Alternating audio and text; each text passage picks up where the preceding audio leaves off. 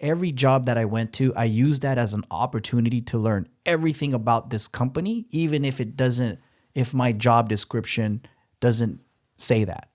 Because what I want to do is make this company more efficient and better because of because of my involvement. Yeah. If you see, a lot of people don't understand how to get a raise and how to work within the company system. And the reason for that is school, right?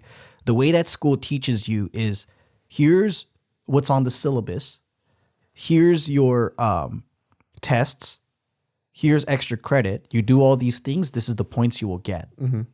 In the workplace, that's not how it works. Because you're creating a work soldier is what you are. Right. Well, and then you shouldn't get, well, not that you shouldn't, but like most people, they go, well, I've been a loyal, employee for 10 years. I should get paid more, right? Like, yes, you should be rewarded for your loyalty, but then there's a reason why some new guy that comes in might get paid more, because that person is effective. They're adding value. Exactly. And no one knows how to add value. That's where the problem lies. Like, I understood very early on how to get into a workplace for the bottom money, like for the cheapest amount as possible, get my foot in the door. Then I prove myself within that company, make them more money, and then I can argue a better price point. If I become irreplaceable to that company, I threaten to leave, and then they'll give me more money. Yeah. Because they need you. You're an asset. Exactly. You're not an employee anymore. You're an actual asset to the company. A friend of ours proved herself in a marketing company recently and got herself a 6-figure income by doing that. That's fucking crazy. Yeah, because she went in as like a data entry type of person, an intern, and then she came back, studied the company, did this presentation, and did all this work, and boom, she secured herself as like a high position. That's amazing. And I think like that's what I mean by side hustle, right? Like, let's say you don't Uber or do all these other things, but if you can not only prove your value, but bring money into the company, now you become irreplaceable. And if you can't, and if they don't value you in that way, then that's a horrible company. You leave and you do the same thing to a company that will recognize that, and you will get paid more.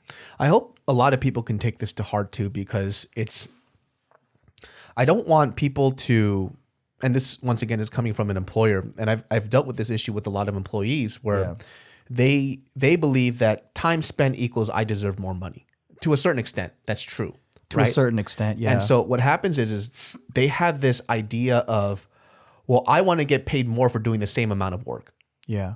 And as an employer, that wouldn't make sense to me. And there's been points too where specifically at one of my businesses, we hired somebody else to manage the store instead of this person who has been here longer. Yeah. And in his mind, he was jaded. He goes, well, how come I'm not? And he never said it, but I could sense it.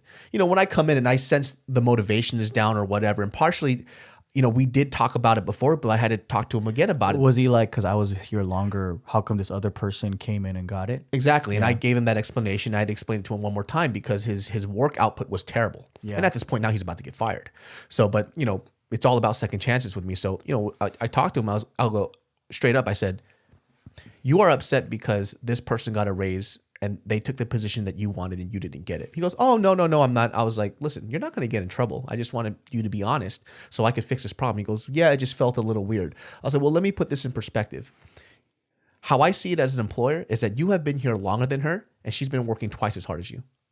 And not only has she been working twice as hard, she has actually recommended things for this company that has worked really well. Yeah. You came in here and you're very fun to be around, but you do the bare minimum work. Yeah. And at times, even with the bare minimum work, you mess up. But people don't recognize that. He didn't want to take responsibility for that. Yeah. And all he saw was time spent equaled more money. Yeah, but that's also immaturity too, right? Yeah. Like a lot of the positions that we have are entry level jobs for like college students and stuff like that. If you're still doing this as an adult, then you're completely fucking low IQ and idiot. Like, you're stupid as fuck, right? It's so weird because I guess for him, it was hard for me because he almost wanted me to tend to his emotions, but he didn't want to listen to the facts that were laid before him. Yeah. So I can't sit here and say, well, emotionally, I should have gave you the raise. It doesn't work that way, man. You didn't add value. Yeah. This person did. And this person did it in literally half the time that you did. Well, they also don't see what you do because we see things from top bottom, but we also know what it feels like to be an employee. Yeah. So that's the burden, right? Is like, this is the age old conflict. Like you have business owners and then you have employees. And employees always think that business owners are a bunch of greedy fat guys that are smoking their cigars with the fucking Monopoly hats and shit. And then the employees are these like guys that are being taken advantage of. That's kind of like the stereotype, right? But then what they fail to remember is that employers have been employees 100%. and know the struggle, know what it feels like. But once we get the whole picture, we realize a lot of the misconceptions that we had as employees. And I think the biggest problem, though, is the expectations are not set up right for employees when they graduate college, and the work things aren't common sense. Yeah. That should be common sense. So like, if you're at a workplace for like 10 years plus, they go, well, I've been here for so long, I should get at least paid for like loyalty or whatever, which is true. But you also have to look at things as like in the bigger picture, right? Like if you're doing the same thing a robot can do, a robot can replace you, unfortunately.